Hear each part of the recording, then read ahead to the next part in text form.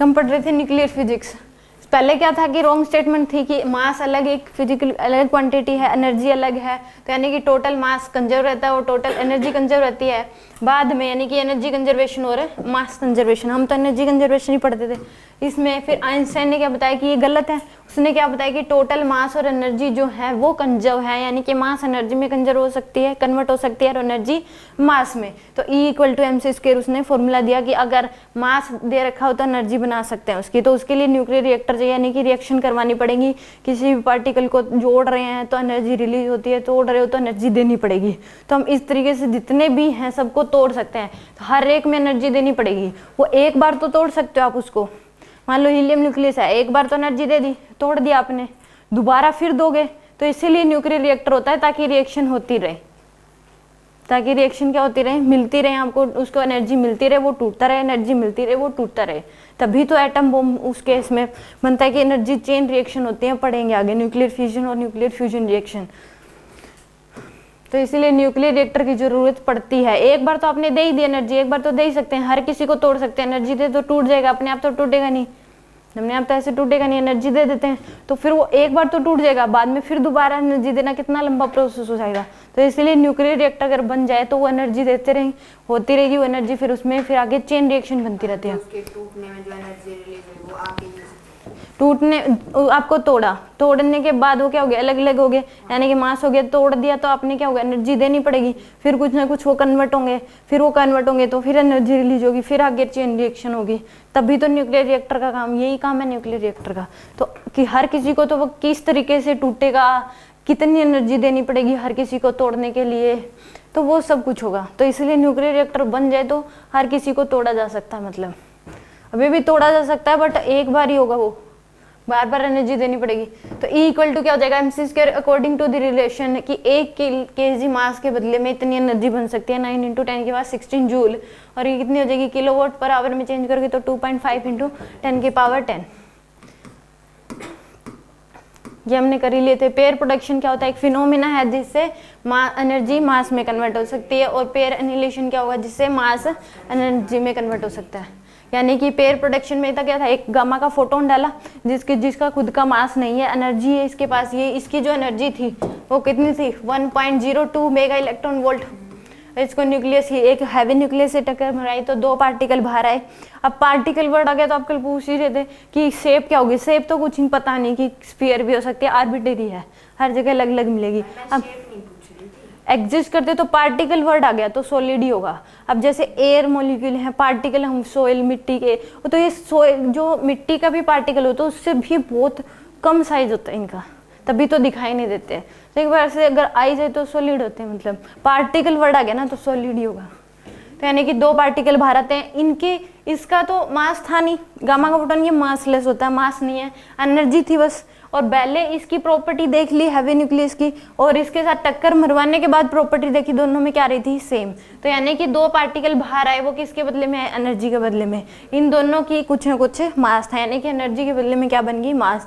एक पार्टिकल का जो मास था वो कितना है इसमें 9.1 × 10⁻31। और फिर ये कैसे प्रूफ होगा कि = mc², तो इस मास के बदले में एनर्जी बनवाओगे तो वो कितनी आ जाएगी 0.5 मेगा इलेक्ट्रॉन वोल्ट, और इसकी भी कितनी 0.5 मेगा इलेक्ट्रॉन वोल्ट, यानी कि इतनी एनर्जी के बदले में एक पार्टिकल, इतनी एनर्जी के बदले में एक पार्टिकल। तो यानी कि गामा का फोटोन हैवी न्यूक्लियस से टकराएगा तो पार्टिकल बाहर आते हैं, इलेक्ट्रॉन और पॉजिट्रॉन। इनकी मास सेम ही होता है, मास दोनों का सेम होता है, इस पे प्लस माइनस चार्ज होता है, इस पे प्लस। बट ये मत सोचना ये इलेक्ट्रॉन वो वाला इलेक्ट्रॉन है, इसका मास और चार्ज सेम है, तो एक अलग पार्टिकल है। चार्ज मतलब फिक्स है या फिर कुछ भी हो सकता है, चार्ज फिक्स है, इसके माइनस ही, उस पे प्लस ही, माइनस ही और प्लस ही, 1 1 ही, इस पे माइनस ही और इस पे माइनस ही और इस पे प्लस ही। चार्ज इलेक्ट्रॉन का जितना चार्ज होता है उतना ही है, -1 ही। ये तो लिखने का तरीका होता है। इसमें रेस्ट मास एनर्जी, यानी कि जब जो rest mass energy for electron and positron, जब वो रेस्ट में है, यानी कि इनकी काइनेटिक एनर्जी 0, रेस्ट में होना कि वो रेस्ट में काइनेटिक एनर्जी उनकी 0 है, तो उसकी एनर्जी कितनी होगी उनकी 0.5 मेगा इलेक्ट्रॉन वोल्ट। इतनी एनर्जी के बदले में वो बनेंगे, तो उनकी इतनी एनर्जी, जितना वो पार्टिकल जिसका मास है उसके बदले में इतनी एनर्जी बना सकते हैं। तो 1 मेगा इलेक्ट्रॉन वोल्ट किसके इक्वल हो जाएगा, 1.6 इंटू 10⁻13 जूल। यानी कि एक इलेक्ट्रॉन वोल्ट में कितने जूल होते हैं, 1.6 इंटू 10⁻19 जूल। उसको मेगा इलेक्ट्रॉन वोल्ट में बदलोगे तो 10⁻6 से मल्टीप्लाई कर दोगे, क्योंकि एक मेगा इलेक्ट्रॉन वोल्ट में 10⁻6 इलेक्ट्रॉन वोल्ट होते हैं। तो फेयर प्रोडक्शन क्या होगा, energy of A gamma photon must be least, जो गामा फोटोन डालोगे उसकी एनर्जी कम से कम कितनी होनी चाहिए, 1.02 मेगा इलेक्ट्रॉन वोल्ट इतनी होनी चाहिए, तभी वो दो पार्टिकल बाहर आएंगे। इससे ज़्यादा दोगे तो कुछ kinetic energy half half divide हो जाती है। जनरली अगर ना पूछे तो हाफ हाफ ही दोगे, वरना पॉजिट्रॉन के पास ज़्यादा होती है। पूछ ही लिया किसके पास ज़्यादा होती है, तो पॉजिट्रॉन के पास ज़्यादा होती है, इलेक्ट्रॉन के पास कम, क्योंकि दोनों वो रिपल्सिव फोर्स लगाते हैं, उसकी वजह से कुछ ज़्यादा आ जाती है। पेयर एनिहिलेशन क्या होगा कि इसमें दो जो पार्टिकल थे उनको क्या कर दिया, आपस में टक्कर मरवा दी। इसकी एनर्जी भी कितनी थी, ये इसका मास भी था 9.1 इंटू 10⁻31, इसका मास भी 9.1 इंटू 10⁻31 kg। तो इन दोनों को जब कंबाइन किया तो दो फोटॉन्स बाहर आए हैं। इसकी भी एनर्जी 0.51 मेगा इलेक्ट्रॉन वोल्ट थी और इसकी भी 0.5 मेगा इलेक्ट्रॉन वोल्ट।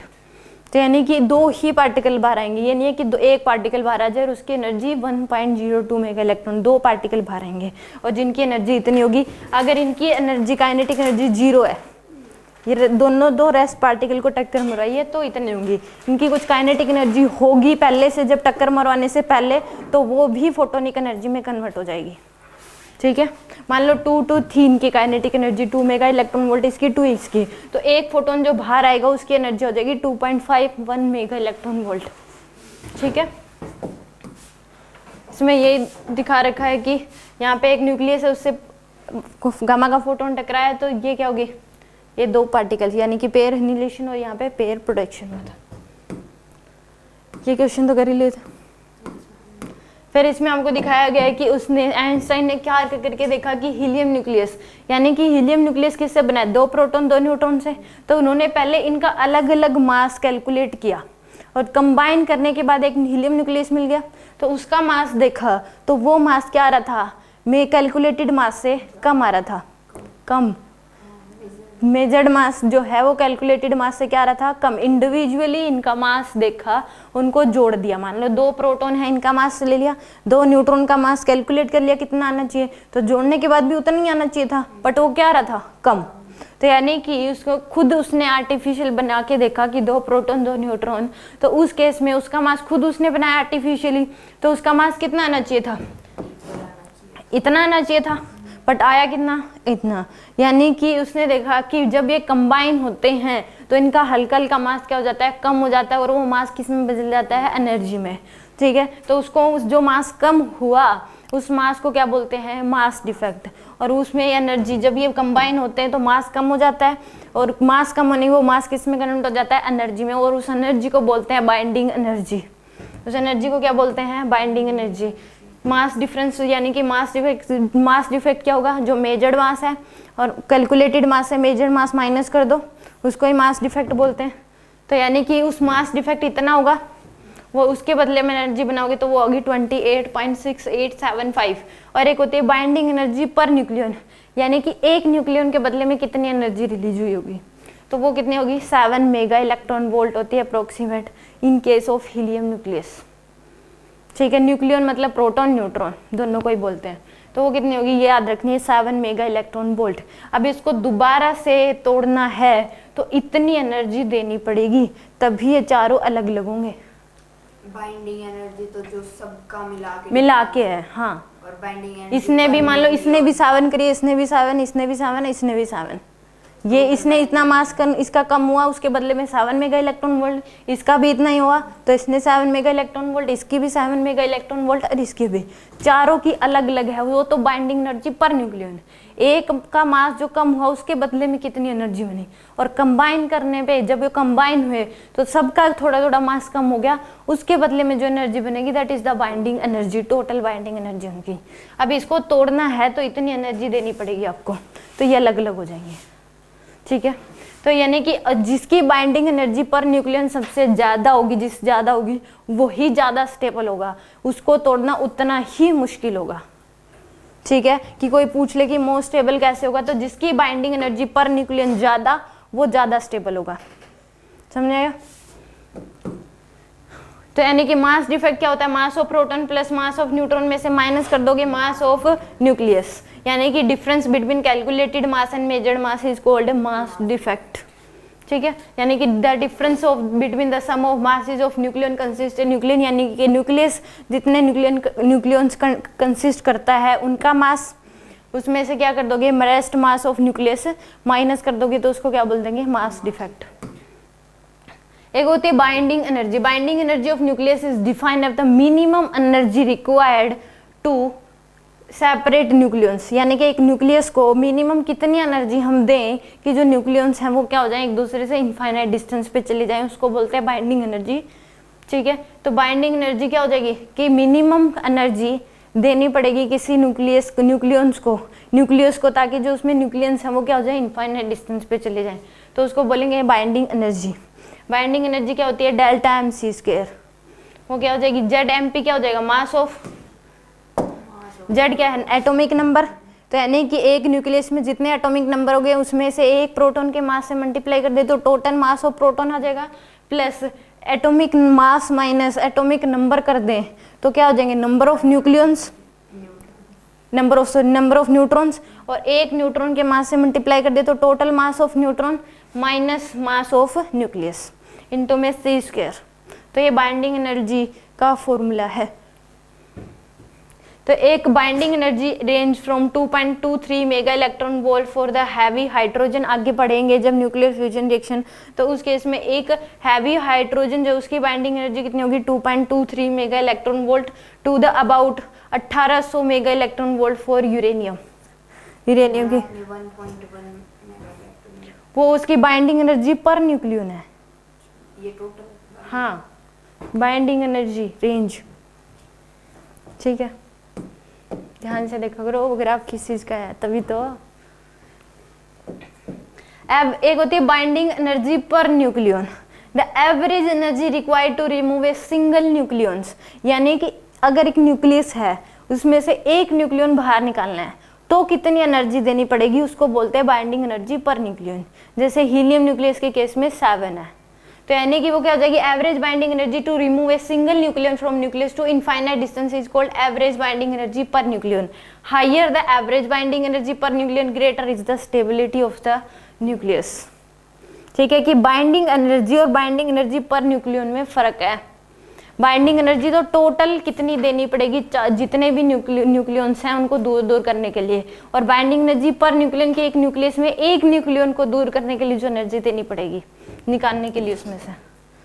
ये किसका दे रहे आपको आइंस्टाइन ने नाइट्रोजन, उसने सब जितने भी एलिमेंट्स हैं सब पे ऐसा करके देखा कि न्यूक्लियस को प्रोटॉन्स न्यूट्रॉन्स को ऐड करके न्यूक्लियस बना के देखा, तो ये किसका हो गया नाइट्रोजन में 7 प्रोटॉन 7 न्यूट्रॉन, तो उसमें इसमें मास ऑफ प्रोटॉन देख लिया मास ऑफ न्यूट्रॉन देख लिया, तो टोटल यानी कि 7 प्रोटॉन का mass of proton into 7 mass of neutron into 7, तो ये क्या आ गया आपके पास कैलकुलेटेड मास, और मेजर्ड मास जो है वो इतना है, तो डिफरेंस जो आएगा वो क्या आ जाएगा मास डिफेक्ट। उस मास डिफेक्ट के वो आ जाएगा आपके पास 0.1858 इंटू 10 के पावर -27 kg।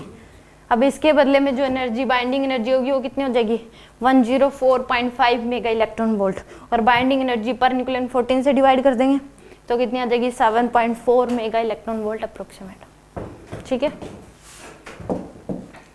एक अब हर एक में क्या आ रही थी 10 की पावर -27 10 की पावर -27, बार बार लिखना पड़ रहा था इतनी लंबी कैलकुलेशन में, बार बार क्या लिखो 10 की पावर -27।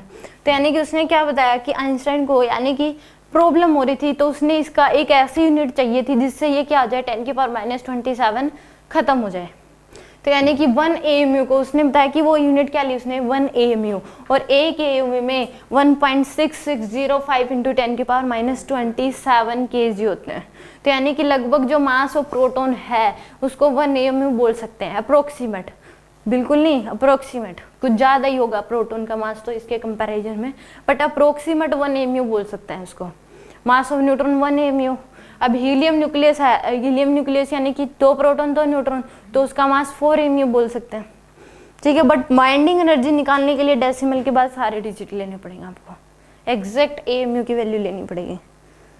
ठीक है, अब यही इसमें 1 AMU के यानी कि E = mc², तो एक AMU के बदले एक एमयू यानी कि इसका मास 1.6605 इंटू 10⁻27 के बदले कितनी एनर्जी बन सकती है, तो वो कितनी हो जाएगी, mc²c² से मल्टीप्लाई कर दो, ये किस में आएगी, जूल में, तो इलेक्ट्रॉन वोल्ट में करने के लिए डिवाइड, और इंटू में 10⁻⁻6 इलेक्ट्रॉन वोल्ट को मेगा इलेक्ट्रॉन वोल्ट में, तो कितनी आ जाएगी 931.5 मेगा इलेक्ट्रॉन वोल्ट। एक एएमयू के बदले इतनी एनर्जी बन सकती है। 1 AMU equal to 931.5 mega electron volt. ठीक है, अब इसने ये जो एक्सपेरिमेंट है हीलियम न्यूक्लियस, ये किस में कर रखा है, in term of AMU, AMU के टर्म्स में निकाल रखा है, तो भी बाइंडिंग एनर्जी पर न्यूक्लियन जो आएगी वो देख लिया, mass of proton, mass of neutron, AMU के टर्म्स में कंबाइन करके कैलकुलेटेड मास, मेजर्ड मास, तो इतना डिफरेंस आ रहा था, तो इससे भी जो आएगी वो 7 मेगा इलेक्ट्रॉन वोल्ट ही आएगी बाइंडिंग एनर्जी पर न्यूक्लियन। ये नहीं है कि इसके में अलग आ जाएगी, अगर एएमयू में लोगे तो सेम ही आती है। सेम इसने किसका करा, नाइट्रोजन का एएमयू की टर्म्स में 7 प्रोटॉन 7 न्यूट्रॉन का मास कैलकुलेट कर लिया, किसके टर्म्स में, एएमयू के टर्म्स में, और दोनों का मेजर्ड मास। पहले तो 7.4 आई थी और एएमयू के उसमें 7 आ रही है।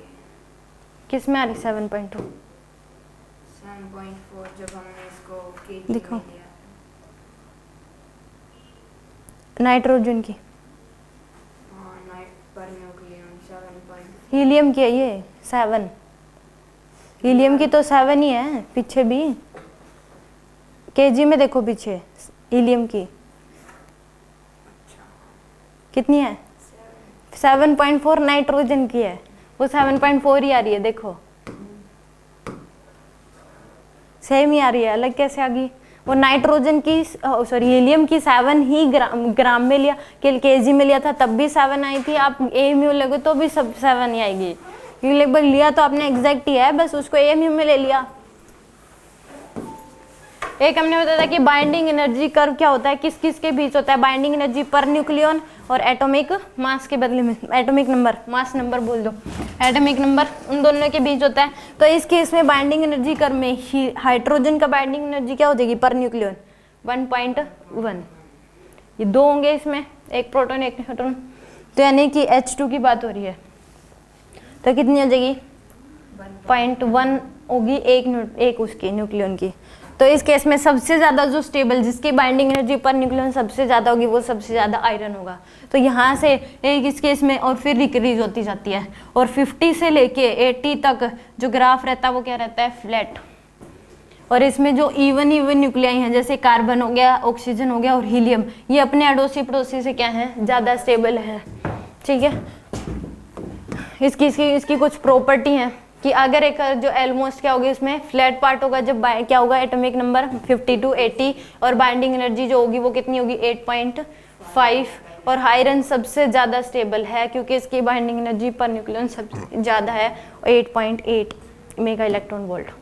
एक इसमें बाइंडिंग एनर्जी पर न्यूक्लियन जो होगी वो क्या हो रही है, 80 के बाद एवरेज बाइंडिंग एनर्जी डिक्रीज हो रही है स्लोवली, और वो 7.6 मेगा इलेक्ट्रॉन वोल्ट किसके लिए है, यूरेनियम के लिए। This lower value of binding energy per nucleon fails to overcome the coulombian repulsion among proton. ये यानी कि किस वजह से हो रही है, जैसे अब यूरेनियम है उसमें 92 प्रोटॉन्स, ठीक है, इतने प्रोटॉन्स और 143 कितने उसमें न्यूट्रॉन, तो वो यानी कि पॉजिटिव चार्ज हो गया, तो उनमें जो रिपल्सन लगेगा, इतने ज़्यादा प्रोटॉन हैं तो वो एक दूसरे के ऊपर भी फोर्स लगाएंगे, रिपल्सिव फोर्स लगाएंगे। कि मान लो इस केस में यहाँ पे कितने सारे हैं, वो बहुत सारे 92, कम नहीं होते प्रोटॉन, तो ये इस प्रोटॉन पे ये भी लगाएगा, ये भी लगाएगा, ये भी लगाएगा, सारे लगाएंगे, तो नेट जो फोर्स होगा इस पर रिपल्सिव फोर्स वो कुछ ज़्यादा ही हो जाता है। क्या हो जाएगा, वो कुछ ज़्यादा ही हो जाता है, और जो ये बाइंडिंग एनर्जी जो होगी इसके लिए वो उसको ओवरकम नहीं कर पाता, ये जल्दी से टूट जाता है, इसलिए जल्दी से क्या हो जाएगा, टूट जाएगा, क्योंकि रिपल्सिव फोर्स इतना ज़्यादा लगेगा कि जल्दी क्या होना चाहिए, ये अलग अलग, तो इसलिए ये अनस्टेबल होता है, थोड़ा सा जल्दी टूट जाता है, तो इसलिए ये मोस्ट रेडियो एक्टिव है। मोस्ट रेडियो एक्टिव जो टूटता रहे अपने आप। रेडियो एक्टिव एलिमेंट्स होते हैं जो कि नेचुरली एक से दूसरे में चेंज होते रहते हैं। ठीक है, एक न्यूक्लियर रिएक्शन होती है वो आर्टिफिशियल होती है, कि यूरेनियम को तोड़ दिया हमने, उसमें कन्वर्ट कर दिया, ये आर्टिफिशियल है न्यूक्लियर रिएक्शन। रेडियो एक्टिव जो रिएक्शन है वो नेचुरल है, अपने आप टूटते हैं, हमेशा टूटते रहते हैं। हाँ, एक एलिमेंट दूसरे में कन्वर्ट होता है। किसको, यूरेनियम को। तो एक कोई ऐसे एलिमेंट है जो यूरेनियम भी बन रहा होगा, यूरेनियम किसी और में कन्वर्ट हो रहा है तो वो यूरेनियम भी तो बन रहा होगा पीछे। वो तो रेडियो एक्टिविटी पढ़ते तो समझ आता कि रेडियो एक्टिव जो है, एक होता है रेडियो एक्टिव एलिमेंट जो है वो अपने आप नेचुरली है, टूट रहे हैं। तो इसमें रिपल्सिव फोर्स इतना ज़्यादा हो रहा है, यूरेनियम में इतने ज़्यादा प्रोटॉन है, रिपल्सिव फोर्स क्या है, बहुत ज़्यादा। तो यानी कि अपने आप टूट रहे हैं, तो वो क्या हो गया, अपने आप जो है इनसे भी इतना फोर्स लग रहा है, एक दूसरे पे इतना रिपल्सिव फोर्स लगा रहे हैं कि वो क्या हो रहे हैं, एक दूसरे से दूर जाना जा रहे हैं। तो बाइंडिंग एनर्जी जो है वो क्या हो रही है, कम हो रही है, क्योंकि बाइंडिंग एनर्जी पर न्यूक्लियन क्या हो जाएगी इस केस में, कम हो जाएगी, क्योंकि वो और कम नहीं कर पा रहे, वो अपने आप ही टूट रहे हैं, तो और कम नहीं कर पा रहे इस केस में। तो इसीलिए ये सबसे ज़्यादा रेडियो एक्टिव है। इसके बाद के जो एलिमेंट होंगे वो ज़्यादा रेडियो एक्टिव है।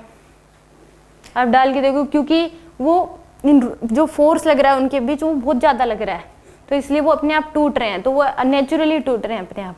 तो वो क्या हो जाएगा, रेडियो एक्टिव एलिमेंट्स, एक होती है न्यूक्लियर रिएक्शन, एक होती है रेडियो एक्टिव न्यूक्लियस। तो यानी कि रेडियो न्यूक्लियर रिएक्शन होती है, एक रेडियो एक्टिव न्यूक्लियर रिएक्शन होती है, वो नेचुरल है, ये आर्टिफिशियल करवा रहे हैं, एटम बम बना रहे हैं, तो ये आर्टिफिशियल है। न्यूक्लियर रिएक्टर बनाया जिसमें रिएक्शन हो रही है तो आर्टिफिशियल है, न्यूक्लियर पावर प्लांट लगाया तो आर्टिफिशियल है, लोगों ने बनाया उनको, और वो अपने आप टूट रहे हैं रेडियो एक्टिविटी। तो वो एक से दूसरे में कन्वर्ट हो रहे हैं, से दूसरा उसमें कन्वर्ट हो रहा है, टाइम भी लगता है उसमें, टाइम पीरियड होता है सबका डीके होने का, डीके मतलब एक से दूसरे में। तो अब रेडियो एक्टिविटी पढ़ते तो उस केस में समझ आता, अभी तो हटा दिया, कैसे कन्वर्ट होते हैं, कौन सा किस में कन्वर्ट होता है, किस तरीके से कन्वर्ट होते हैं उसमें। न्यूक्लियर रेडियो एक्टिव, उसमें एक लो होता था रेडियो एक्टिविटी डीके लो, उसमें पढ़ते थे हाफ लाइफ सबकी कितनी होगी, ये इतने टाइम में हाफ हो जाएगा, ये इतने टाइम में हाफ हो जाएगा। हाँ, तो उसमें ऐसा ही है कि एक से दूसरे, हाँ इनफाइनाइट टाइम तक होते रहती है, कन्वर्ट होते रहते हैं। मान लो यूरेनियम किसी में बदल गया तो उसमें भी तो यूरेनियम भी तो कोई बन रहा होगा, हाँ कोई और टूट के यूरेनियम बन रहा होगा, तो इसलिए वो नेचुरल है, और ये जो करवा रही है आर्टिफिशियल है। समझ में आया। दूसरे इसमें for nuclei heavy mass number below 50 the average binding energy per nucleon decrease and below 20 is decrease sharply. For example for heavy hydrogen it only about 1.1 mega electron volt. This show that nuclei have mass number below 20 are comparatively less stable. जो 20 से कम के मास number है वो क्या होंगे, less stable हैं। इसमें below A50 the curve does not fall continuously but also substantial peak oxygen carbon and helium. This so the even nuclei more stable than their immediate neighbour, यानी कि अपने जो नाइबर उससे ज़्यादा स्टेबल है। Even देखो इसका भी मास नंबर 12, इसका भी और इसका भी, तो इवन एक इवन मतलब एक नहीं है ना, इवन न्यूक्लियाई दो, तो वर्ड न्यूक्लियाई एक नहीं बोला, एटॉमिक नंबर भी और इवन है और मास नंबर भी इवन है। एटॉमिक नंबर ही इवन इनका 662, दोनों के लिए इवन, इसमें भी इसमें इवन है। इसका देखो इवन थोड़ी ना ओड है लिथियम का, मतलब एटॉमिक नंबर और मास नंबर दोनों इवन हुए तो दोनों इवन ही होंगे, डबल ही होता है लगभग। तो इस केस में देखो हीलियम जो है वो किससे, हाइड्रोजन, और इससे ज़्यादा स्टेबल है। कार्बन जो है वो नाइट्रोजन और लिथियम से ज़्यादा स्टेबल है, तभी तो इवन न्यूक्लियाई जो है वो मोस्ट स्टेबल है अपने नाइबर से। ये बोलता है ऑक्सीजन, कार्बन, हीलियम, 3 वर्ड बोलता है, एक बोलता सीधा इवन। क्वेश्चन बन गया ना, इवन न्यूक्लियाई जो ज़्यादा स्टेबल क्यों है, क्योंकि वो अपने नाइबर से ज़्यादा स्टेबल है, उनकी बाइंडिंग एनर्जी पर न्यूक्लियन ज़्यादा है। जैसे एग्जाम्पल के लिए कार्बन, ऑक्सीजन दे दिया, हीलियम दे दिया, ठीक है। अब देखो मेन है इसमें क्वेश्चंस, मैंने ये था इसका बाइंडिंग एनर्जी पर न्यूक्लियन का जो ग्राफ ये है नेचुरली, ये जो ड्रॉ किया गया है आइंस्टाइन ने, ये जो देगा ये प्रैक्टिकली है, ये ऐसा नहीं होता प्रैक्टिकली, सॉरी हाइपोथेटिकली है, ये कुछ भी दे सकता है पेपर में तो, बट जो अगर बनाओगे तो ये है एक्चुअल में, तो प्रैक्टिकली ये बनाया है आइंस्टाइन ने, ठीक है। ये हाइपोथेटिकली है, थ्योरेटिकली तो दे रखा है ये, ठीक है। इसलिए पहले वो पढ़ाया गया, बाद में क्वेश्चंस करवाए गए। अब देखो ये मेन है, इसमें ये क्वेश्चंस आपको करने आगे, तो इसका मतलब यही है मेन, इसमें क्वेश्चंस करना ही है। अब तक जो पढ़ाया उसके ऊपर तो कुछ नहीं है, मेन क्वेश्चंस ही हैं। अब देखो इसमें क्या है, ये आपको दे दिया एक graph, binding energy per nucleon और मास नंबर ऑफ न्यूक्लियाई के बीच, ठीक है। एक ये है, एक नेक्स्ट है, इसके 10 क्वेश्चन, एक नेक्स्ट और है उसके 10 क्वेश्चन है, वो करने हैं मेन और वो समझ आने चाहिए। अब देखो binding energy per nucleon versus mass is shown in the figure. एक जेड दे दिया, वाई, एक्स और डब्ल्यू, ठीक है, ये तो नाम दे दिया आपको, जैसे एलिमेंट कार्बन, ऑक्सीजन, इस तरीके से एक्स वाई जेड। अब जेड जो है इसकी बाइंडिंग एनर्जी पर न्यूक्लियन कितनी है 4, मास नंबर कितना हो गया 30, तो टोटल इसमें यानी कि 30 न्यूक्लियंस हो गए, तो कितनी होगी इसकी टोटल एनर्जी 30 इंटू 4, कितनी होगी बाइंडिंग एनर्जी टोटल 30 इंटू 4 120 होगी, 30 को 4 से मल्टीप्लाई कर दो। वाई इसने मास इसकी कितनी है बाइंडिंग एनर्जी पर न्यूक्लियन 10, और है कितने टोटल 60, टोटल 60 हो गए। इसमें एक्स की बाइंडिंग एनर्जी यानी कि कितनी बाइंडिंग एनर्जी पर न्यूक्लियन 8 है, कितने टोटल 90। सेम डब्ल्यू जो है इसके बाइंडिंग एनर्जी पर न्यूक्लियन कितनी है 6 है, कितने टोटल 120। अब इसमें तोड़ दिए ये mass of nuclei, mass number यानी कि टोटल इतने न्यूक्लियंस हैं, मास नंबर है, मास नंबर ऑफ न्यूक्लियाई, हाँ मास नंबर टोटल इतने न्यूक्लियन होंगे उसमें। अब देखो इसमें एनर्जी रिलीज और अब्जॉर्ब ये बताना है। देखो वाई था वो किस में तोड़ दिया 2Z में, आर्टिफिशियली तोड़ दिया वाई को 2Z में, इसलिए ये न्यूक्लियर रिएक्शन आर्टिफिशियल है, तोड़ा होगा वाई को 2Z में कुछ ना कुछ एनर्जी देके। तो पहले वाई की binding energy, total binding energy देखो कितनी होगी, टोटल बाइंडिंग एनर्जी वाई की कितनी हो जाएगी, वाई की इसका बाइंडिंग एनर्जी पर न्यूक्लियन 10 है, टोटल कितने हैं 60, तो यानी कि 10 इंटू में 60 कितनी हो जाएगी, यानी कि y की अगर देखोगे तो कितनी आ जाएगी आपके पास 60 इंटू में 10 यानी कि 600 मेगा इलेक्ट्रॉन वोल्ट, ये आ गई इसकी पहले इतनी है बाइंडिंग एनर्जी। अब बाद में किस में तोड़ दिया 2Z में, तो यानी कि Z 2Z इसकी कितनी हो जाएगी 2 इंटू में 4 इंटू 30 यानी कि कितनी होगी 240 मेगा इलेक्ट्रॉन वोल्ट। पहले binding energy, total binding energy कितनी थी 600, अब कितनी होगी बाद में टोटल 240, इसका मतलब कम होगी, इसका मतलब बाइंडिंग एनर्जी जो टोटल बाइंडिंग एनर्जी है वो कम हुई है, इसका मतलब अब्जॉर्ब करी होगी। मान लो कि जब 2 प्रोटॉन 2 न्यूट्रॉन मिलके उन्होंने रिलीज करी थी मान लो 400 जूल, कितनी रिलीज करी थी 400 जूल। अब आपने इतनी रिलीज होगी, कंबाइन हो गया, एक न्यूक्लियस बन गया, आपने 100 जूल दे दी, क्या दे दिया आपने 100 जूल, तो अब बाइंडिंग एनर्जी कितनी बच गई उनकी 400 रिलीज हुई थी जब वो कंबाइन हुए, अब 100 जूल दे दिया आपने। जरूरी नहीं है कि 400 की 400 एक साथ ही देनी पड़ेगी, वो अब्जॉर्ब कर लेंगे जितनी आप दोगे, बट जुड़े रहेंगे, उनका मास थोड़ा थोड़ा बढ़ जाएगा, तो 300 होगी। अब सेम यहाँ पे पहले 600 थी, अब कितनी होगी 240, यानी कि इन्होंने क्या करी है अब्जॉर्ब करी है, अब्जॉर्ब करी होगी तभी बाइंडिंग एनर्जी कम हुई है, समझ में आ गया। अब आपको क्या देनी है 400 थी, अब आपने 100 दे दी तो 300 बच गई, अब आप उनको तोड़ने के लिए 300 देनी पड़ेगी, इसने मतलब 100 अब्जॉर्ब कर ली। अब मान लो आपने 100 और दे दी तो अब कितनी बन गई बच गई उनकी बाइंडिंग एनर्जी 200। ये नहीं कि हमेशा ही 400 रहेगी, देते जाओगे बाइंडिंग एनर्जी कम होती जाएगी, वो उतने ही टूटने की कोशिश करेंगे फिर, यानी कि मास उनका बढ़ता जाएगा। फिर आपने 100 और दे दी तो कितनी बच गई उनकी बाइंडिंग एनर्जी 100, अब 100 और दे दी तो वो टूट जाएंगे। तो सेम यहाँ पे पहले कितनी थी 600, बाद में कितनी होगी 240, अब जितने माइनस करो कितना आ जाएगा ये 360 मेगा इलेक्ट्रॉन वोल्ट इतनी, तो यानी कि ये इतनी क्या बच गई इसमें, इतनी अब्जॉर्ब कर ली इन्होंने, क्या कर ली इतनी अब्जॉर्ब, पहले ज़्यादा थी बाद में कम, तो इसका मतलब दोनों का डिफरेंस लोगे जो आएगी वो अब्जॉर्ब कर ली, क्या कर ली वो अब्जॉर्ब, तभी तो बाइंडिंग एनर्जी कम हुई, तभी तो बाइंडिंग एनर्जी कम हुई, समझ में आ गया श्योर। तो ये कितनी आ जाएगी इसने, इसका आंसर क्या आएगा 360 क्या करी इसने अब्जॉर्ब करी है, आया क्या नहीं आया समझ। या फिर ये सोच लो कि 30 बंदे थे इसमें, जो बाइंडिंग एनर्जी पर न्यूक्लियन है वो मैं आपको एक एग्जांपल के थ्रू और समझाती हूँ। मान लो 4 बंदे हैं, क्या है 4 बंदे हैं, इनके ऊपर जो है 10-10 रुपए का कर्ज है, क्या है इनके ऊपर 10-10 रुपए का कर्ज है, 10-10 रुपए का क्या है कर्ज है, यानी कि इन्होंने बैंक से लोन ले रखा है कितने रुपए का 10-10 रुपए का, तो टोटल 4 रुपए कर्जा कितना हो गया 40 रुपए का, 40 रुपए का हो गया। अब बाद में यानी कि टोटल कितना हो गया इनके पास, 40 रुपए का कर्जा हो गया। अब इन्होंने इनके बाद में देखा कि इनके पास, इनको तोड़ दिया, मान लो 2 अलग हो गए, 2 पर्सन अलग हो गए, चारों कंबाइन थे तो कर्जा था हर एक पे 10 रुपए का, तो टोटल था 40 रुपए का। बाद में देखा गया कि 40 के घट के इनके कितने हो गए, मान लो 40 के घट के इनके हो गए आपके 36, कितने हो गए 36।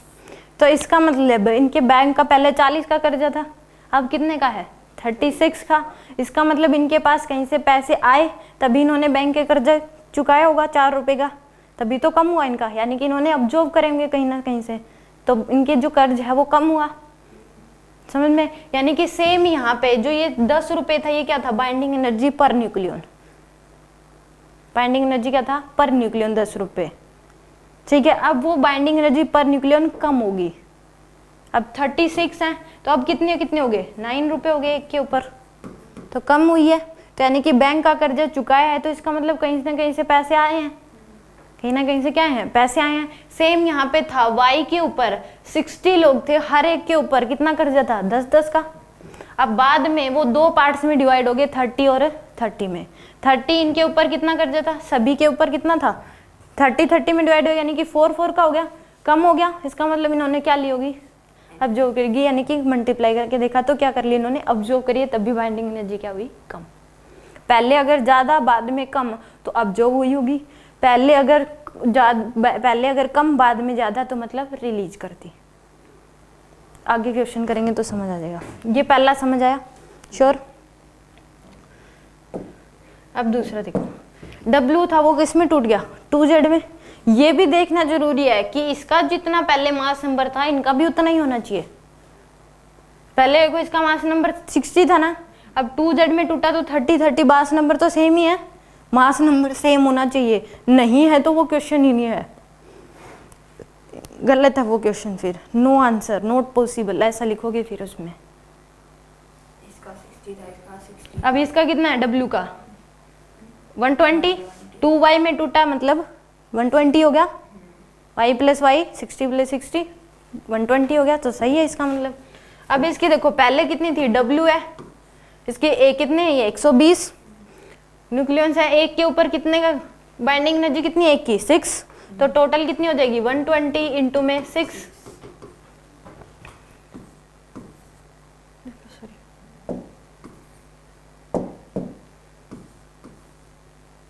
720 मेगा इलेक्ट्रॉन वोल्ट। पहले बाइंडिंग एनर्जी टोटल कितनी है 720, अब बाद में कितनी होगी 2y में टूटा है, ये W किस में टूटा है 2y में, तो यानी कि y की कितनी है 2 इंटू में 60 इंटू में 10, तो कितनी होगी 1200, कितनी होगी, पहले इतनी थी अब इतनी है, बढ़ गई, इसका मतलब रिलीज हुई है और ज्यादा रिलीज होगी, रिलीज कर दी और ज्यादा। पहले जब रिलीज यानी कि उन्होंने क्या कर दिया और ज्यादा रिलीज कर दी, तो यानी कि मास और कम हो गया उनका, तो यानी कि कितने आ जाएगा डिफरेंस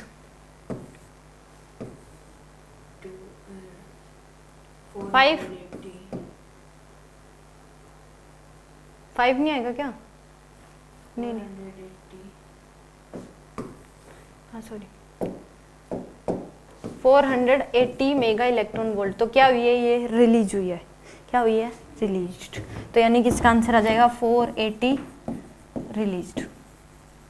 यानी कि ऐसे याद रख लो, पहले ज्यादा बाद में कम, तो क्या हुई होगी अब्जॉर्ब, पहले कम बाद में ज्यादा मतलब रिलीज, ठीक है। सेकंड आप करके दिखा दो, थर्ड क्या आएगा।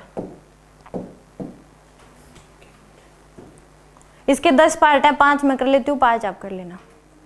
आगे जो इसी के फर्स्ट के 10 पार्ट है, 5 मैं करवा दे रही हूँ, 5 आप कर लेना, आगे के 5 मैं करवा दूंगी, 5 आप कर लेना, ठीक है। समझ में आगे दो पहले।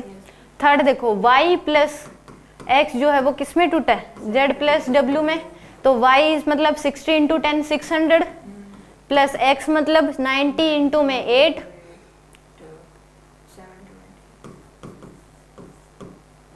720, ये किस में z मतलब 30 इंटू 4 प्लस w मतलब 120 इंटू 6, तो ये कितना आ जाएगा आपके पास 1320। और ये बाद में कितनी होगी 120 प्लस में 720 कितनी बन रही है 840, मतलब क्या होगी अब्जॉर्ब करी होगी इन्होंने पहले, जब भी तो अब कम हुई है तो कितनी आ गई 1320 में से 840 माइनस कर दो 480 क्या कर लिया इन्होंने अब्जॉर्ब, ठीक है क्या आ जाएगी 480 क्या करिए इन्होंने अब्जॉर्ब करी है, ठीक है आइए समझिए। अब फोर्थ देखो इसमें क्या W जो है वो किस में टूटा है x प्लस जेड, तो यानी कि x W की देखोगे पहले कितनी है 120 इंटू में 6 यानी कि 720, ठीक है ये कितने x मतलब 90 है, न्यूक्लियॉन्स है 8 पे कितना है बाइंडिंग एनर्जी 8, 90 इंटू 8 कितनी हो जाएगी 720 प्लस जेड 30 इंटू 4 मतलब 120 कितना हो गया 720 और ये कितनी आ जाएगी बाद वाली 840 यानी कि डिफरेंस बाद में ज़्यादा है, इसका मतलब रिलीज हुई होगी, तो कितनी डिफरेंस आ जाएगा 120 क्या हुई है रिलीज, 120 क्या हुई इस केस में release.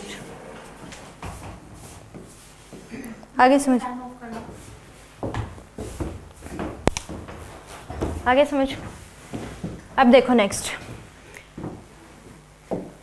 W plus Y, W किस में टूटा y प्लस जेड में, तो W किस में टूटा है y प्लस जेड, तो W यानी कि कितनी हो जाएगी बाइंडिंग एनर्जी टोटल इसकी 120 इंटू में 6, ये किस में टूटा y प्लस जेड में, y मतलब 60 इंटू 10 प्लस 30 इंटू 4 तो 120 यानी कि 720, एक इसमें 600 प्लस 120 तो बाद में भी कितनी आ गई 720, तो no absorbed no released, zero answer. Any doubt sure?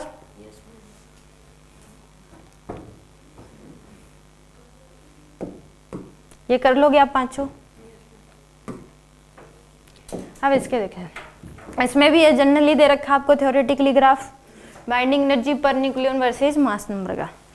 अब देखो इसमें पहले क्वेश्चन में इसमें है x प्लस वाई किस में टूट रहा है जेड में, x प्लस वाई किस में टूट रही है जेड में, x मतलब मास नंबर इसका 90, x का मतलब मास क्या है इसका 90, यानी कि यहाँ पे कहीं होगा मास नंबर क्या दे रखा है इसका 90, तो इसकी बाइंडिंग एनर्जी कितनी हो जाएगी 4 ही हो जाएगी, 100 तक 4 ही है, तो कितनी होगी बाइंडिंग एनर्जी पर न्यूक्लियन कितनी है 4, कितने हैं टोटल 90, तो टोटल बाइंडिंग एनर्जी क्या हो जाएगी 90 इंटू 4 प्लस वाई की कितनी है 130 है टोटल, इसका मास नंबर 130 इंटू में यहाँ पे कहीं होएगा तो कितनी होगी वो 10, तो यानी कि 130 इंटू में 10, और एक इसमें टूटा है जेड में, जेड का कितना दे रखा है 220, तो इतनी है 6, तो कितनी आ जाएगी 220 इंटू में 6, तो ये आ जाएगी आपके पास 360 प्लस 1300 और ये आ जाएगी आपके पास 320, तो कितना आ जाएगा डिफरेंस लोगे इस केस में आ जाएगा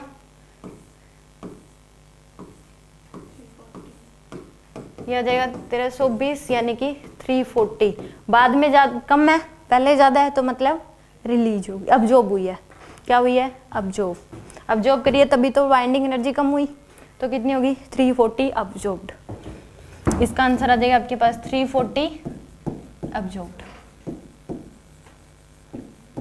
कोई डाउट?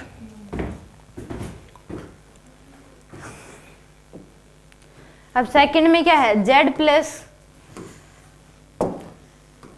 प्लस y जो है वो किस में टूट रहा है 5x में, तो यानी कि z प्लस y, पहले तो देखो z का कितना है, z का दे रखा 60, y का कितना दे रखा 40, 5x करोगे ये कितना आ गया 100, तो 100 है इसका भी, तो z मतलब 60 इंटू में क्या करोगे आप 4,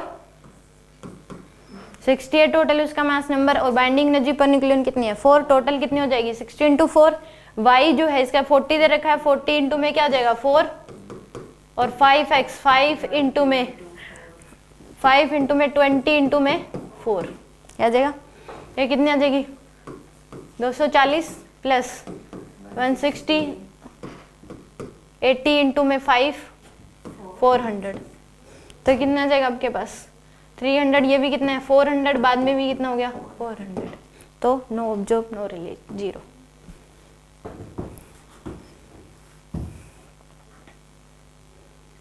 आगे समझ।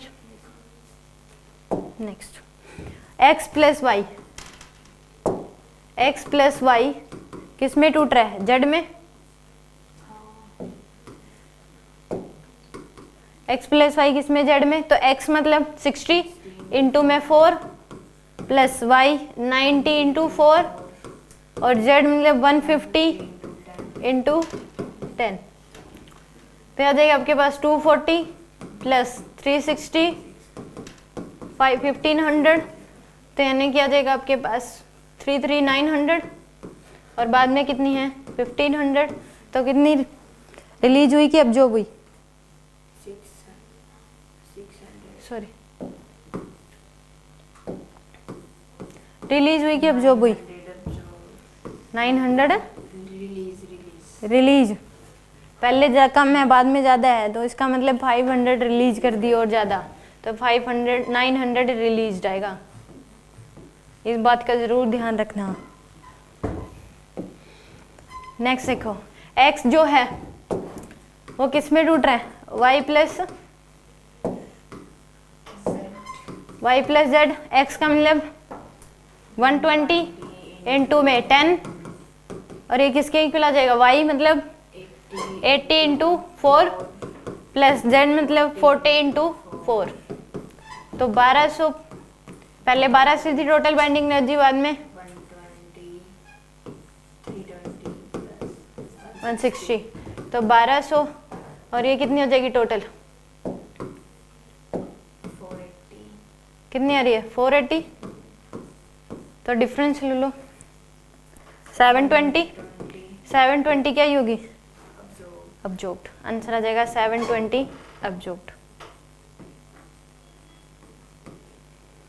Any doubt. नेक्स्ट, y जो है y प्लस z किस में टूट रही है, x में, y का मतलब 240, 240 मतलब नहीं, y मतलब 110 इंटू में क्या करोगे 10 प्लस z मतलब 130 इंटू में क्या करोगे 10, x मतलब 240, तो 240 इंटू में 6, ठीक है, यह जाएगा 1100 प्लस 1300 इक्वल टू 1400, कितना आ गया डिफरेंस, ये आ जाएगा आपके पास 240 और ये 1440, कितना डिफरेंस आ रहा है 960 तो इतनी क्या होगी कम हुआ है, तो अब्जॉर्ब्ड। एनी डाउट, ऐसे याद रख लो या फिर प्रॉपर मैंने आपको समझा दिया कि मतलब क्या है इसका, अगर पहले ज़्यादा बाद में का मतलब अब्जॉर्ब हुई है, पहले कम है बाद में ज़्यादा मतलब रिलीज्ड, ऐसे याद रख लो। कोई डाउट, ये कर लोगे आप पांचों, ठीक है। अब देखो आगे क्या है, न्यूक्लियर रिएक्शन क्या है, एक आर्टिफिशियल प्रोसेस है जिसमें इन which two or more nuclei collide to produce different product from the initial particle. तो न्यूक्लियर रिएक्शन एक आर्टिफिशियल है, रेडियोएक्टिव जो रिएक्शन होती है वो क्या आती है नेचुरल है। दोनों में ये डिफरेंस आता था पहले कि इसमें और इसमें क्या डिफरेंस है, तो वो तो नेचुरली हो रहा है, एक प्रोडक्ट दूसरे में कन्वर्ट हो रहा है, इसमें करवाना पड़ रहा है, एक दो न्यूट्रॉन प्रोटॉन को कंबाइन कर दिया, कोई दूसरा प्रोडक्ट बन गया, तोड़ दिया, वो दूसरे प्रोडक्ट में कन्वर्ट हो गया। तो ये क्या है, एक आर्टिफिशियल रिएक्शन है जिसमें two or more nuclei collide to produce different product from the initial particle, ठीक है। अब देखो ये है nuclear fusion reaction. Nuclear fusion reaction यानी कि न्यूक्लियर रिएक्टर्स में होता है ये सब कुछ कि यूरेनियम का न्यूक्लियस ले लिया, क्या ले लिया यूरेनियम का न्यूक्लियस, जिसमें 92 क्या है, जिसका मास नंबर है, यूरेनियम 235 लिया, क्या यूरेनियम 235 ये मिल जाता है, मतलब एग्जिस्ट करता है यूरेनियम 235। तो इसके मास एटॉमिक नंबर 92, तो 92 प्रोटॉन हो गए। अब 235 में से 92 माइनस कर दो, नंबर ऑफ न्यूट्रॉन्स कितने आ जाएंगे 143 शायद 143 ठीक है, तो इतने आ जाएंगे आपके पास, यानी कि 143 न्यूट्रॉन, 92 प्रोटॉन। ठीक है, तो देखो 92 यानी कि इसको ये है slow neutron, slow moving neutron. क्या कर दिया, स्लो मूविंग न्यूट्रॉन को इससे कंबाइन कर दिया, दोनों को यूरेनियम 235 में कंबाइन कर दिया, क्या, स्लो मूविंग न्यूट्रॉन। ये स्लो मूविंग न्यूट्रॉन है, तभी ये रिएक्शन हो पा रही है। ठीक है, तो ये किस में कन्वर्ट हो गया, 230 यूरेनियम 236, और ये हाईली अनस्टेबल होता है। क्या होता है ये, हाईली अनस्टेबल। और ये जब हाईली अनस्टेबल हो गया तो अपने आप क्या हो जाएगा, ये टूट जाएगा। किसमें, बैरियम, क्रिप्टॉन और बैरियम, इसमें Kr और Ba। ठीक है, इसका एटॉमिक नंबर 56 और ये कितना है 36, दो में टूट गया। और कितनी एनर्जी रिलीज करी, 200 मेगा इलेक्ट्रॉन वोल्ट। साथ में ये दो इस पार्टिकल में टूटा और साथ में 3 न्यूट्रॉन बाहर आते हैं, और ये तीनों न्यूट्रॉन फास्ट मूविंग न्यूट्रॉन होते हैं। तो ये न्यूक्लियर रिएक्टर में जहाँ न्यूक्लियर पावर प्लांट लगे होते हैं उसमें सेम ये रिएक्शन होती है, तो इतनी एनर्जी रिलीज हुई है। अब आगे ये क्या करेंगे, तीनों फिर से रिएक्शन करवाएंगे, एक के साथ 3 निकलेंगे, इसके साथ भी 3, इसके साथ भी 3, तो 1 200 200 200 कितनी होगी 600, फिर उनके साथ 3 3 3। तो यानी कि ऐसे आगे ये सेम क्या होता है, न्यूक्लियर रिएक्टर में क्या कितनी न्यूक्लियर रोड लगी होती हैं, मतलब 600 raised by 3, मतलब हाँ, मतलब ऐसा कह सकते हो। तो उस केस में अगर यही एटम बॉम्ब में यही रिएक्शन होती है, न्यूक्लियर रिएक्टर में से वो रोड निकाल दो, क्या निकाल दो, न्यूक्लियर रोड निकाल दो। वो न्यूक्लियर रोड क्या करती है, इन दो को ऑब्जॉर्व कर लिया, 2 न्यूट्रॉन्स को क्या कर देती है, ऑब्जॉर्व। आगे एक ही रिएक्शन हो पाती है। फिर अगर वो न्यूक्लियर उन रोड्स को निकाल दें तो वो एटम बॉम्ब बन जाएगा। यही वो आगे चेन रिएक्शन बनती रहेगी, एनर्जी रिलीज होती रहेगी, तो वो एटम बॉम्ब बन जाता है। बस आगे जितने भी 3 निकले वो फिर ऑब्जर्व कर लेता है। न्यूक्लियर रिएक्टर में 2 रोड्स लगी होती हैं, वो ऑब्जर्व कर लेती हैं, तो एक ही आगे, हाँ हर बार एक ही आगे रिएक्शन कराएगा। फिर वो 3 निकलेंगे, 2 को ऑब्जर्व कर लेंगे, एक ही आगे रिएक्शन कराएगा। तो 3 निकलेंगे, 2 को ऑब्जर्व कर लेगा, एक ही आगे रिएक्शन कराएगा, तो बिजली बनती है इस तरीके से। अगर वो 2 भी ऑब्जर्व ना हो तो एक चेन बन जाएगी। और इतनी ये जो रिएक्शन होती है ये इतने 1 सेकेंड की तो इतने ज्यादा लाखवें हिस्से में होती हो जाती है। तो 1 सेकेंड में तो पता नहीं कितनी रिएक्शन हो जाएंगी अगर वो न्यूक्लियर रोड्स ना हो तो कितनी ज्यादा एनर्जी रिलीज होगी 1 सेकंड में। ये सोचो, अगर वो गलती से खराब हो जाए, टूट जाए, तो वो एटम बम बनता है फिर उससे। तो ऐसा होता नहीं है ना, वो निकालनी पड़ेंगे ऐसे खराब रूप, तो क्या होंगी। तो उस केस में हो जाए, वो काम करना बंद कर दे, ऑब्जर्व करना बंद हो जाए तो सब गेम खत्म हो जाएगा, वो फट जाएगा 1 फ्रैक्शन ऑफ सेकेंड में। जब वो एटम बम छोड़ा गया था हिरोशिमा और नागासाकी में, तो 10 सेकंड ही लगे थे उसको अर्थ तक पहुंचने में। 10 सेकंड में वो नीचे पहुंच गया था और उसमें यही रिएक्शन हुई थी। 10 सेकंड में तो देखो कितनी रिएक्शन हो चुकी होंगी। तो इतनी ज़्यादा एनर्जी रिलीज हुई है। तो ये अगर वो न्यूक्लियर रोड, ये न्यूक्लियर रिएक्टर तो अभी हटा दिया, पूरा ही था, पेपर में आता था 5 मार्क्स में कि वो कैसे काम करता है, क्या क्या उसमें होते हैं। तो ये क्या निकले हैं, फास्ट मूविंग न्यूट्रॉन्स निकले हैं। तो उसमें एक मॉडरेटर भी लगा होता है जो कि इनकी स्पीड को कम करता है। मॉडरेटर की यूज में हैवी वाटर यूज किया जाता है उसमें। तो वो क्या करते हैं, हाँ, वो हैवी वाटर यूज किया जाता है जो कि इनकी स्पीड को क्या कर देता है, स्लो करता है। एक स्लो मूविंग न्यूट्रॉन ही रिएक्शन हो सकती है, फास्ट मूविंग न्यूट्रॉन रिएक्शन नहीं करवा पाता। तो वो मॉडरेटर लगे होते हैं, वो क्या कर देते हैं, इनकी स्पीड स्लो कर देते हैं। ठीक है, तो रोड्स लगी होती है न्यूक्लियर रोड्स, वो क्या करते हैं, 2 को ऑब्जर्व कर लेंगे, एक आगे रिएक्शन करवाता है। तो फिर से 200 होगी रिलीज, फिर 3 होगी, 2 को ऑब्जर्व कर लेगा, एक को आगे रिएक्शन करवाता है। अगर वो ऐसे ऑब्जर्व ना करे तो यही क्या बन जाएगा, एटम बम। और एक बार में 200, फिर 600, फिर कितनी, और ये बहुत कम सेकंड में इतनी ज्यादा एनर्जी रिलीज हो जाएगी। तो यही होता है एटम बम में, न्यूक्लियर रोड्स निकाल दो, एटम बम है। यही रिएक्शन होती है। तो यानी कि पहले क्या था, यूरेनियम 235 था, न्यूट्रॉन के साथ कंबाइन करा क्या बन गया, यूरेनियम 236 जो हाईली अनस्टेबल है, अपने आप किस में टूट गई है, क्रिप्टॉन और बैरियम इसमें। और इस केस में ये 2 बन गए जिसका मास नंबर, एटॉमिक नंबर 56, इसका 36 144 और 89। और इसमें साथ में क्या निकले, 3 न्यूट्रॉन जो कि फास्ट मूविंग न्यूट्रॉन होते हैं। साथ में एनर्जी निकलती है 200 मेगा इलेक्ट्रॉन वोल्ट की। एक रिएक्शन होगी तो 200 मेगा इलेक्ट्रॉन वोल्ट की। और कितने ज्यादा न्यूक्लियस होंगे वहां पे, तो ये सोचो आप, तो कितनी ज्यादा रिएक्शन हो जाएंगे। समझ में आएगा। तो ये क्या थी, न्यूक्लियर फ्यूजन रिएक्शन होती है, ठीक है। इसमें सेम ये दिखाया गया है कि न्यूक्लियर फ्यूजन रिएक्शन में क्या होगा, ये हीलियम न्यूक्लियस है यानी कि फ्यूजाइल न्यूक्लियस, सॉरी यूरेनियम न्यूक्लियस लिया 235 न्यूट्रॉन इसके साथ टकराया, क्या बन गया यूरेनियम 236 यानी कि स्प्लिटिंग यूरेनियम 236 बना, वो किस में टूट गया, दो में, फ्यूजन प्रोडक्ट बन गए क्रिप्टन और बैरियम। वो तो कोई भी दो बन सकते हैं, वो तो जिनका mass number atomic number same इतना ही होना चाहिए, जरूर नहीं है हर बार वेरिएबल। बनते ये है रिएक्शन में, ये दिखाया गया है, एक हर जगह अलग अलग दे रखा है इसमें, क्योंकि आप देखोगे आगे कि 170 तो जो ये इतनी एनर्जी जो रिलीज होती है वो 173 होती है, लेते अप्रोक्सीमेट 200 है, फिर इसमें आती तो दे रखी है बस भाई मान रखी है कहाँ से, अब इसकी जगह कुछ और ले लोगे मान लो, तो इसमें शायद ले रखा है SR और एक ले रखा है शायद एक और है SR और वो ले लिया मान लो, उनका मास नंबर एटॉमिक नंबर देख लेना, तो उससे 184 आ रहा है, देखते हो इसमें मास नंबर और एटॉमिक नंबर को छोड़, मतलब एनर्जी पे डिपेंड करता है क्या कि कौन कौन से वो बने। हाँ वो फिर उसका मास नंबर एटॉमिक नंबर उस हिसाब से, बाइंडिंग एनर्जी उसी हिसाब से कम ज़्यादा हो जाएगी ना थोड़ी बहुत, उस पर तो डिपेंड करेगा ही कितना मास कम हुआ।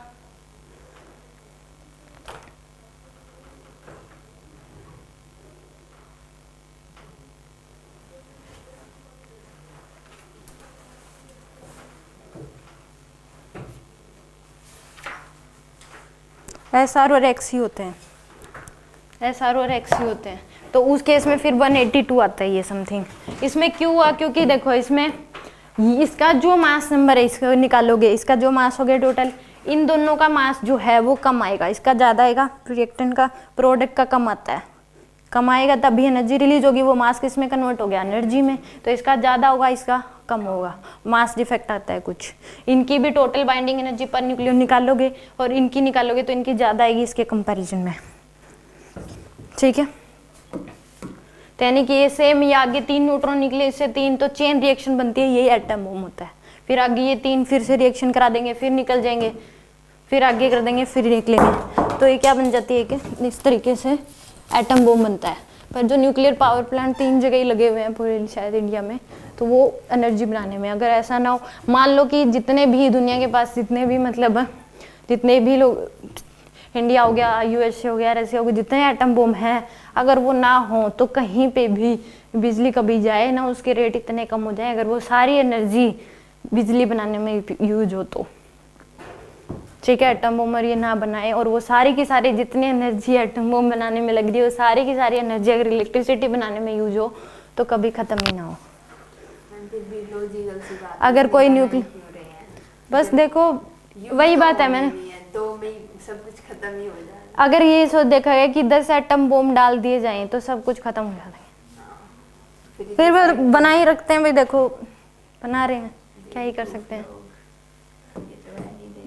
अब देखो इसमें दिखाया गया है कि बिफोर न्यूक्लियर रिएक्शन यूरेनियम का मास इतना था, मास ऑफ न्यूट्रॉन इतना है, तो मेजर रिएक्टेंट का मास इतना हो गया, प्रोडक्ट बैरियम बना और क्रिप्टॉन, इनका मास कितना हो गया, इतना, न्यूट्रॉन का मास इतना हो गया, 3 न्यूट्रॉन थे, तो टोटल ये हो गया, तो मास ऑफ रिएक्टेंट्स क्या आया, ज़्यादा प्रोडक्ट के मास से, तो जो मास डिफेक्ट था उसके बदले में एनर्जी बनती है 173.11 मेगा इलेक्ट्रॉन वोल्ट, और ये अप्रोक्सीमेट 200 दे रखी है हर जगह, 200 लेके ही चलनी है, तो एक जब रिएक्शन होती है तो 200 रिलीज होती है, समझ में आ गया। ये था क्या न्यूक्लियर फ्यूजन रिएक्शन क्या होती है, जिसमें यूरेनियम 235 न्यूट्रॉन के साथ चक्कर मरवाई जाती है, फिर यूरेनियम 236 बनता है, वो हाईली अनस्टेबल होता है, वो 2 पार्ट्स में टूट जाता है, क्रिप्टन और बेरियम, और फिर वो साथ में 200 mega electron volt energy release करता है, क्योंकि मास ऑफ रिएक्टेंट जो है वो ज़्यादा होगा मास ऑफ प्रोडक्ट से, तो जो मास डिफेक्ट आएगा वो एनर्जी में कन्वर्ट हो जाएगा, साथ में 3 न्यूट्रॉन बाहर आते हैं, और वो फास्ट मूविंग न्यूट्रॉन होते हैं, और पहले जो न्यूट्रॉन जिसकी यूरेनियम 235 से वो स्लो मूविंग न्यूट्रॉन था,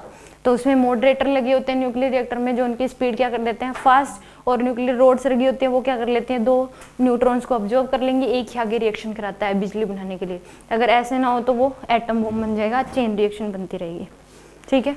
हाइड्रोजन बम और एटम बम में क्या बताऊंगी अभी आगे, हाइड्रोजन बम ही आएगा, ये समझ आ गया। अब इसे लिख रहा है न्यूक्लियर फ्यूजन है क्या? It is found a heavy nucleus like uranium 235. If uranium 235 is bombarded with a slow moving neutron, initially it fused to form a isotope of uranium 236 moderately and become highly unstable. This isotope explode into two fragments, releasing a tremendous amount of energy. This process is called fusion and the energy release is called fusion energy. ये क्या हो जाएगी? इतनी energy. तो ये दिखाया गया इतनी रिएक्शन. ये यूरेनियम 235 न्यूट्रॉन से स्लो मूविंग न्यूट्रॉन है. इससे क्या बन गया? Unstable uranium 236. ये टूट गया बेरियम और क्रिप्टॉन में, साथ में 3 न्यूट्रॉन फास्ट मूविंग न्यूट्रॉन. और फिर ये इस तरीके से एनर्जी निकलती है. और कितनी एनर्जी निकलती है? 200 mega electron volt approximate. The by product neutron can be used and reused to form a complete chain reaction is called nuclear chain reaction. क्योंकि न्यूक्लियर चेन रिएक्शन क्यों बोली है? आगे होती रहती है, तो इसलिए न्यूक्लियर फिजन रिएक्शन को न्यूक्लियर चेन रिएक्शन भी बोलते हैं. ठीक है. अब देखो ये है न्यूक्लियर फ्यूजन रिएक्शन. अब इसमें क्या हो गया? 4 प्रोटॉन्स है. 4 प्रोटॉन मिलके क्या बन गया? एक हीलियम न्यूक्लियस. और साथ में यानी कि 2 पार्टिकल बाहर आते हैं. इनको बोलते हैं न्यूट्रिनो. क्या बोलते हैं इनको? न्यूट्रिनो. मासलेस चार्जलेस होते हैं, ना इनका मास होता ना चार्ज होता. साथ में क्या होगी? सॉरी, साथ में 2 बीटा पार्टिकल बाहर आते हैं और साथ में 2 पार्टिकल न्यूट्रिनो बाहर आते हैं. प्लस में साथ में एनर्जी. इनका ना मास होता ना चार्ज होता. ठीक है. मासलेस चार्जलेस होते हैं, बस आते हैं बाहर 2. तो यानी कि 4 प्रोटॉन मिलके क्या बन गया? एक हीलियम न्यूक्लियस. ये जो रिएक्शन है ये सन पे हो रही होती है. वही जो आपने बताया था मैंने पीछे आपको, बीटा पार्टिकल्स यानी कि जिसका चार्ज ई होगा, मास होता ही नहीं इनका. तो ये क्या हो जाएगा? 2 बीटा पार्टिकल बाहर आते हैं बस. और साथ में न्यूट्रिनो नाम के 2 पार्टिकल बाहर आते हैं, प्लस में एनर्जी. तो 4 न्यूट्रॉन बन के एक हीलियम न्यूक्लियस बनता है. 2 beta particle plus 2 neutrino. Charge और मास ही नहीं है, तो पता कैसे लगा कि कुछ निकल भी रहा है? तो देखा होगा ना, वो तो रिएक्शन जो हो रही है सन पे हो रही है वैसे तो ये. और हाइड्रोजन, यही हाइड्रोजन बम. आगे रिएक्शन होती रहेंगी इसमें न्यूक्लियर. इसमें हाइड्रोजन का एक्सपेरिमेंट भी हो चुका है रशिया में. तो ये देखा गया कि हाइड्रोजन बम 1000 गुना ज़्यादा खतरनाक है एटम बम से. बट इसको करवाने, ये रिएक्शन करवाने के लिए 10⁻7 केल्विन टेम्परेचर चाहिए. और हाइड्रोजन बम बनाना है तो पहले एटम बम को तो करना ही पड़ेगा, बॉम्बार्ड एक्सप्लोड करना पड़ेगा एटम बम को, तभी इतना टेम्परेचर मेंटेन हो पाएगा, तभी हाइड्रोजन बम बनेगा. क्योंकि ये रिएक्शन कराना, क्योंकि ये चारों प्रोटॉन है पॉजिटिव चार्ज है, इनके बीच रिपल्सिव फोर्स इतना ज़्यादा होता है, ताकि इन रिपल्सिव फोर्स को कम करने के लिए टेम्परेचर बहुत ज़्यादा चाहिए, तभी तो कंबाइन होंगे ये. और वो टेम्परेचर इतना होगा तो ही ये रिएक्शन होती है. और ये रिएक्शन सन पे हो रही होती है, वहाँ पे प्रोटॉन ही प्रोटॉन है और वो मिलके क्या बन रहे हैं? हीलियम न्यूक्लियस बन रहे हैं. ये रिएक्शन वहीं हो रही है क्योंकि वहाँ पे इतना टेम्परेचर पॉसिबल है. यहाँ पे करवाना है तो एटम बम को पहले एक्सप्लोड करना पड़ेगा, फिर वो टेम्परेचर इतना होगा, फिर ये रिएक्शन होती है. 4 प्रोटॉन से एक. देखो इसमें प्रोटॉन भी, अब आप सोचोगे कि यहाँ पे तो प्रोटॉन थे, न्यूट्रॉन कहाँ से आ गए? प्रोटॉन भी न्यूट्रॉन में टूटता है. प्रोटॉन भी क्या टूटता है? न्यूट्रॉन में टूटता है. एक प्रोटॉन जो है वो भी साथ में एनर्जी दी इसको, प्रोटॉन को भी तोड़ा जा सकता है. साथ में एक न्यूट्रॉन बाहर आता है, साथ में एक पार्टिकल बीटा पार्टिकल बाहर आता है, और साथ में एक ये एंटी न्यूट्रिनो नाम का पार्टिकल बाहर आता है, और साथ में एनर्जी भी बाहर आती है. यानी कि जो प्रोटॉन है वो न्यूट्रॉन में टूटता है. प्रोटॉन किस में टूटता है? न्यूट्रॉन में. तो यानी कि 2 प्रोटॉन थे, ये 2 प्रोटॉन के बदले में क्या हो गया? न्यूट्रॉन बन गए, और 2 प्रोटॉन 2 न्यूट्रॉन. यानी कि प्रोटॉन ही न्यूट्रॉन में टूट रहा होता है सन के ऊपर अपने आप. बीटा पार्टिकल इन पे पॉजिटिव चार्ज है. हाँ, प्लस ही 0. ठीक है. Any doubt? जो पीछे था आपको मैंने स्टार्टिंग में भी दिखाया था वही है. उसमें तो एक पॉजिटिव एक नेगेटिव निकल, तो वो पॉजिट्रॉन था ना.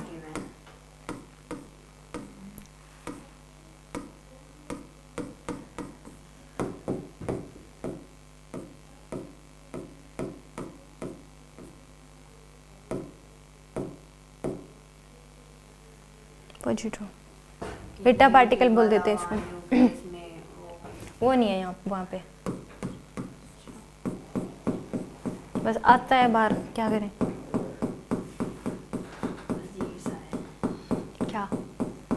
भाई देखो करवा के देखा है तो आ रहा है, आइंस्टाइन के पढ़ने पड़ेंगे सब कुछ।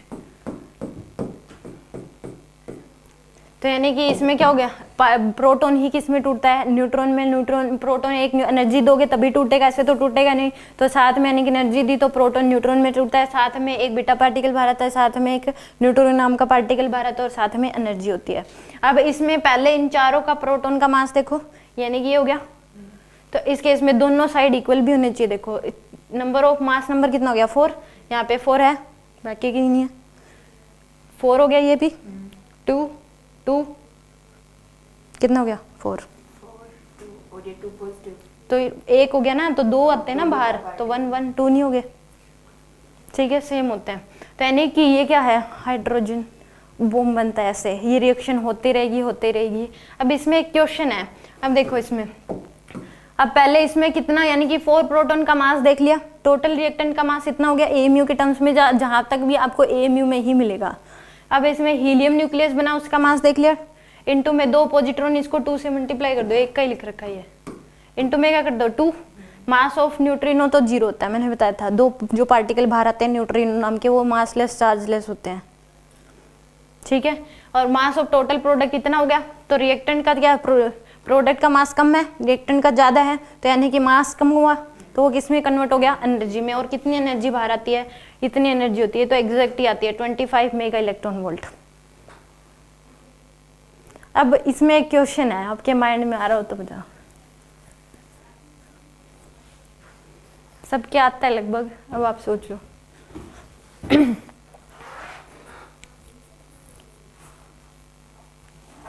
कि मैंने बताया कि हाइड्रोजन बॉम्ब है वो एटम बॉम्ब से 1000 गुना ज्यादा खतरनाक है। तो आपको क्या समझ में आ रहा है, इसमें एनर्जी बहुत ज्यादा रहेगी, 25 है, यूरेनियम में 200 है, फिर भी कैसे। क्वेश्चन यही आता है कि देखो यूरेनियम जब एटम बॉम्ब बन रहा था तो कितनी, एक यूरेनियम जब टूट रहा है 2 पार्ट, कितनी एनर्जी रिलीज होती है 200, इसमें कितनी हो रही है 25, कितनी कम होगी, फिर भी ये 1000 गुना ज्यादा खतरनाक क्यों है। इससे न्यूट्रॉन ज्यादा निकलते हैं। देखो वो है यूरेनियम 235, 233 ग्राम में 1 मोल मॉलिक्यूल होंगे। अब उतने ही क्या ले लो, 235 ग्राम हाइड्रोजन प्रोटॉन से लो, तो उसमें कितने हो जाएंगे 235 गुना मोल मॉलिक्यूल ज्यादा हो जाएंगे, तो रिएक्शंस क्या होंगी, ज्यादा होंगी। एक जब इतनी एक रिएक्शन होती है 25, तो 235 रिएक्शन होंगी ज्यादा, उसके कंपैरिजन में वो तो एक हुई, तब 200 निकली है, इसके कितनी, उतना ही जितना 235 ग्राम यूरेनियम लिया तो 235 ग्राम क्या ले लो हाइड्रोजन, तो कितनी ज्यादा एनर्जी रिलीज हो जाएगी, इसलिए ये आता है। समझ में आ गया, ज्यादा रिएक्शंस हो जाएंगी। Any doubt. तो ये कितनी एनर्जी रिलीज होती है 25 मेगा इलेक्ट्रॉन वोल्ट। अब देखो ये देखा है डेंसिटी, रदरफोर्ड ने बताया था कि डेंसिटी दुनिया में सबसे ज्यादा डेंसिटी न्यूक्लियस की ही होती है। दुनिया में जितने लोग हैं उनकी डेंसिटी और इसकी डेंसिटी, इसकी ज्यादा डेंसिटी है न्यूक्लियस की। कितनी डेंसिटी होती है 2 × 10⁻17 kg पर मीटर क्यूब, ठीक है। The density of the nuclei of all atoms is almost same होती है, और ये इतनी है, और ये बहुत ज्यादा है। ये क्वेश्चन भी है जनरल क्वेश्चन कि सबसे ज्यादा डेंसिटी वाली बताओ क्या होते हैं, तो न्यूक्लियस की डेंसिटी होती है सबसे ज्यादा। एक मान लो, या फिर जो डाइस नहीं होता आप खेलते हैं जो, वो डाइस 1 सेंटीमीटर क्यूब का होता है, अगर उसमें न्यूक्लियस ही न्यूक्लियस भरते जाएं तो लाखों करोड़ों न्यूक्लियस आ जाएंगे उसमें, तो उनकी जो डेंसिटी होगी वो बहुत ज्यादा होती है, ठीक है। कितनी हो जाएगी 2 × 10⁻70 kg पर मीटर क्यूब। समझ में आया, यानी कि उसमें कितने आ जाएंगे न्यूक्लियस। पहले तो मान लो यूरेनियम के न्यूक्लियस ही लेने हैं, न्यूक्लियस लेने हैं ना कि एटम, तो यूरेनियम के न्यूक्लियस लेने तो उसमें 92 इलेक्ट्रॉन है, पहले वो बाहर करने पड़ेंगे, तो इतना न्यूक्लियस होगा, तो 92 इलेक्ट्रॉन पहले तो बाहर करो, फिर इतने कितने ज्यादा न्यूक्लियस आ जाएंगे, लाखों करोड़ों। तो कितने, हर एक में से 92। हीलियम के लोगे तो हर एक में से 2 इलेक्ट्रॉन बाहर निकालने पड़ेंगे, तो कितने ज्यादा आ जाएंगे। तो इतनी ज्यादा डेंसिटी होती है, मोस्ट हाइयर डेंसिटी होती है न्यूक्लियस की। कितनी होती है 2 × 17 टू की 10 के पास 17 kg पर मीटर क्यूब है, ये बात याद रखनी है, रदरफोर्ड ने बताई थी, आइंस्टाइन ने बताई थी, ठीक है। एक इसमें the volume of a nucleus is directly proportional to the mass number, जो वॉल्यूम होगा न्यूक्लियस का वो डायरेक्टली प्रोपोर्शनल होता है किसके, मास नंबर के। यहाँ पे एरिया नहीं है, ये ध्यान रखना, मास नंबर है, नंबर ऑफ न्यूक्लियस, यानी कि मास नंबर के डायरेक्टली प्रोपोर्शनल होता है। वॉल्यूम ऑफ न्यूक्लियस क्या होगा, directly proportional to mass number. इसको सोल्व करोगे कि कैसे, ये कैसे आया कि वॉल्यूम क्या हो जाएगा 4/3 pi r cube, directly proportion area के, ये 4/3 यानी कि आर क्यूब इधर लेके जाओगे तो एक प्रोपोर्शनल कांस्टेंट बन जाएगा के, या फिर वो आर नोड हो जाएगा, इसको आर नोड लिख दे। ये पूरा 4/3 पाई और यहाँ पे एक प्रोपोर्शनलिटी कांस्टेंट, उसको क्या बोल दिया, आर नोड।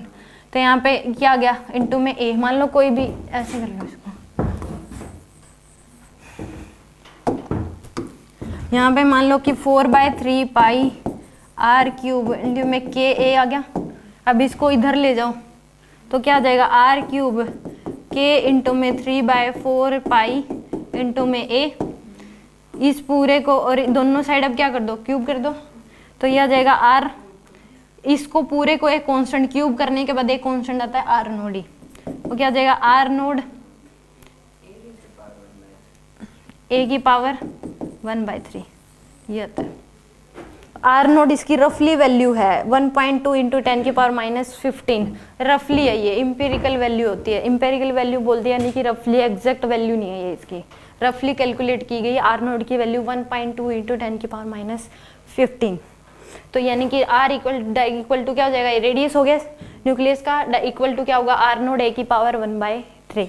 इस पे आ जाता है कि रेडियस दे दिया, मास नंबर का रेशियो बताओ, मास नंबर दे दिया, रेडियस का रेशियो बताओ, इस टाइप के क्वेश्चन आ जाते हैं।